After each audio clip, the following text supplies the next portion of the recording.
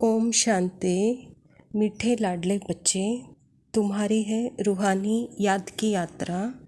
तुम्हें शरीर को कोई तकलीफ़ नहीं देनी है। चलते फिरते उठते बैठते बुद्धि से बाप को याद करना है। देखो बाबा ने कितना सुंदर कहा, बच्चे ये शरीर को तकलीफ़ देने वाली यात्रा नहीं है। आत्मा शांत है, उस शांति की अनुभूति, और जहाँ आत्मा वहाँ परमात्मा, वहाँ परमधाम, यानी सारा स्मृति हमको एक क्षण में आ जाता है। इसको ही याद की यात्रा कहा जाता है। जैसे किसी व्यक्ति का हम नाम लेते ही उसकी सारी हिस्ट्री ज्योग्राफी हमको याद आती है, ऐसे ही आत्मा की यात्रा अर्थात उसके आदि मध्य अंत की यात्रा। इसमें शरीर को तकलीफ देने की बात भी नहीं है, और यह उड़ते बैठते कहीं पे भी ये यात्रा कर सकते हैं। तो बाबा आज खास प्रश्न में कहते हैं, सदा खुशी किन बच्चों को रहती है? स्थायी खुशी न रहने का कारण क्या है? सदा किन को रहती है? जो इस पुरानी दुनिया, पुराने शरीर से ममत्व तोड़ बाप और वर्षे को याद करते हैं, उनको स्थायी खुशी रहती है, ऐसे बाबा ने कहा। और जो देह और देह के संबंध में फंसे हुए हैं, यानी माया के तूफान आते हैं, उनकी खुशी स्थायी नहीं रहती है, ऐसे बाबा कहा। और दूसरे पॉइंट में बाबा कहता है, यह एक ईश्वर विश्वविद्यालय है, यहाँ भविष्य एम ऑब्जेक्ट है, और जिनको भविष्य एम ऑब्जेक्ट स्पष्ट दिखाई नहीं देता है, और उनको भी स्थायी खुशी नहीं रहती है, ऐसे बाबा ने कहा। गीत बहुत सुंदर गीत है आज का। हमें उन राहों पर चलना है जहाँ गिरना और संभलना है। कभी आत्मा की जर्नी, कभी देह की जर्नी।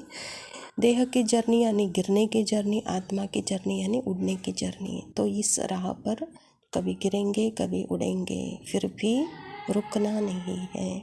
आज खास धारणा में बाबा ने कहा, सतो प्रधान संन्यास से आत्मा और शरीर दोनों को पवित्र बनाना है। पवित्र अर्थात दोनों को अलग करना है। मैं अलग अर्थात आत्मा अलग और शरीर अलग, शरीर के गुण अलग, आत्मा के गुण अलग। इस दोनों गुणों को साक्षी होकर देखना, पुरानी दुनिया और पुराने शरीर से ममत्व तोड़ देना है। दूसरे पॉइंट में बाबा ने कहा, त्रिकालदर्शी बन पास्ट प्रेजेंट फ्यूचर को बुद्धि में रख पुरुषार्थ करना है।